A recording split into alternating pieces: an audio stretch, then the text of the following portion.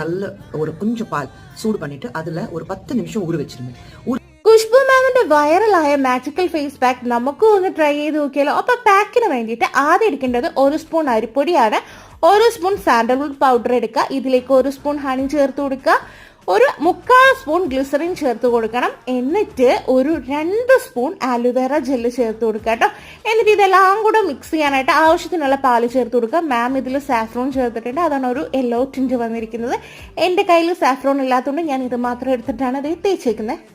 അപ്പോൾ ഇത് മുഖത്തിട്ടിട്ടുണ്ട്. ഉണങ്ങി കഴിഞ്ഞിട്ട് ലൈറ്റായിട്ടൊന്ന് സ്ക്രബ് ചെയ്ത് കഴിഞ്ഞിട്ട് വേണം കഴുകി കളയാൻ, കണ്ണിനടിയിൽ പോകണ്ട കേട്ടോ. അപ്പോൾ ഇത് ഇതേ ഫുള്ളൊന്ന് ഉണങ്ങിയിട്ടുണ്ട്. ഇനിയിപ്പോൾ കുറച്ച് റോസ് വാട്ടർ എടുത്തിട്ട് ഇത് നന്നായിട്ടൊന്ന് മസാജ് ചെയ്ത് കൊടുക്കുക. എന്നിട്ട് നമ്മൾ ഇത് നല്ല തണുത്ത വെള്ളത്തിൽ കഴുകി കളയാണ് വേണ്ടത് കേട്ടോ.